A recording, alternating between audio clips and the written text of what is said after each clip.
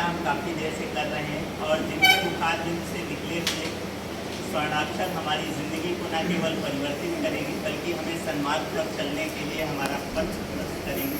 मैं ऐसे गुरु जी से विनम्र आग्रह करूँगा कि हम सबको अपना शुभाशीष देने का चाहते हैं। एक बार जोरदार ताली। कृष्णाय वासुदेवाय हरये परमात्मने प्रणतः क्लेशनाशाय श्रीगोविन्दाय नमो नमः। श्री वृंदावन बिहारी लाल की जय, राधा वल्लभ लाल की जय, श्री रामचंद्र भगवान की जय, अनंत बलवंत श्री हनुमान जी महाराज की जय। जय जय श्री राधे। नमः पार्वती पतये हर हर। सर्वप्रथम उपस्थित सभी मातृशक्ति पितृशक्ति आप सभी के पावन हृदय में विराजमान भगवान श्री आराध्य देव को वंदन करते हुए आप सभी को मैं बारंबार वंदन करता हूँ। तदुपरांत हमारे परम हृदयांग हमारे रोशन भैया जी, जिनकी सानिध्यता में और जिनके कारण आज आप सबके बीच में आने का मुझे सौभाग्य मिला, ऐसे परम आदरणीय सम्माननीय हमारे रोशन भैया जी को मैं बारंबार हृदय से आपका स्वागत अभिनंदन करता हूँ।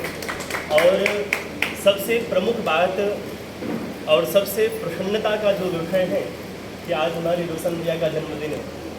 और अभी आपने एक शब्द कहा कि मैं चाहता हूँ कि मैं भी 105 वर्ष तक रहूँ।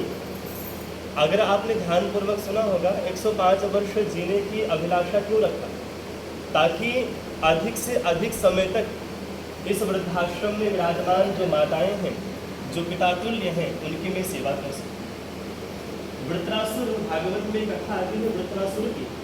वृत्रासुर ने कहा, प्रभु मुझे आपके दर्शन करने के लिए 2 नेत्र की नहीं बल्कि हजारों नेत्रों की आवश्यकता है। प्रभु ने कहा कि जब 2 नेत्र से दिखाई देते हैं तो हजारों नेत्र की आवश्यकता क्या है? तो वृत्रासुर जो असुर कुल में जन्मा, ऐसा वृत्रासुर कहता है, प्रभु इन 2 नेत्रों से आपका दर्शन करके मेरे मन की अभिलाषा और मेरे मन की तृप्ति नहीं हो रही है। इसीलिए मैं चाहता हूँ कि इन 2 नेत्रों में हजारों नेत्रों की देखने की सामर्थ्यता प्रकट हो, ताकि मैं आपको जी भर के देख सकूँ और इतना आपका दर्शन करूँ जीवन पर्यंत आपकी जो छवि है मेरे हृदय में विराजमान। तो भगवान के जो परम लाडले भक्त हमारे रोशन भैया, जिनका यह भाव है कि अधिक से अधिक जो कृपा है, भगवत कृपा हमें प्राप्त हो, ताकि अधिक से अधिक समय तक हम इस वृद्धाश्रम में जो माताएं बैठी हैं, जो पिता बैठे हैं, उनकी हम बिना किसी स्वार्थ और बिना किसी कपट और बिना किसी दिखावे के निश्चल मन से हम उनकी सेवा कर सकें। ऐसे परम आदरणीय रोशन भैया को मैं बारंबार अभिनंदन करता हूँ। एक बार इनके लिए जोरदार ताली का स्वागत करके अभिनंदन करिए और भगवान इनको खूब शक्ति, समृद्धि और यश इनको प्रदान करें। हमारे देवेंद्र भैया जी, हमारे बाबू जी, हमारी आदरणीय सभी मातृशक्ति, आप सभी यहाँ पर बैठे हैं, मैं सभी को बारंबार वंदन करता हूँ।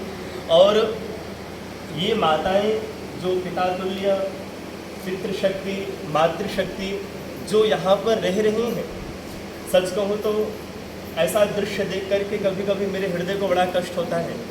लेकिन जब ध्यान आता है ऐसे लोगों का कि ऐसे लोगों का भी कोई रक्षक है, क्योंकि ये जो माताएं और जो पितातुल्य यहाँ रह रहे हैं, कोई पुत्र से परेशान, कोई परिवार से परेशान, किसी की इच्छा नहीं होती कि ऐसे हम वृद्धाश्रम में आकर के रहें।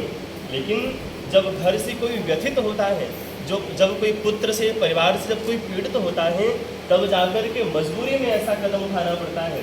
लेकिन इस संसार में रोशन भैया जैसे भी भगवान के भक्त हैं, जो ऐसे माताओं की सेवा के लिए, ऐसे पिताओं की सेवा के लिए जो अपने जीवन को सर्वस्व न्यौछावर कर दिए हैं, तो मैं ऐसी सभी माताओं को भी बारंबार वंदन करता हूँ। अधिक समय नहीं लूँगा क्योंकि बाबूजी बैठे हैं, इन्होंने ऐसे ऐसे शब्दों की प्रस्तुति करी।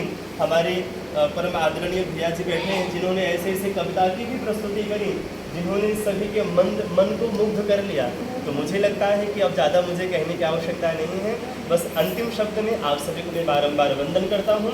आप सभी खूब आशीर्वाद दें हमारे रोशन भैया को, हम सबको भी खूब आशीर्वाद दें। एक बार सभी लोग प्रेम से कहें श्री वृंदावन बिहारी लाल की जय। और अंतिम में हमारे भैया जी जो हर पल की सूचना दे रहे हैं, अब किसको बोलना है, अब किसको क्या कहना है, किसका नंबर है, किसके बारी है, ऐसे भैया जी को भी मैं बारंबार वंदन करता हूँ।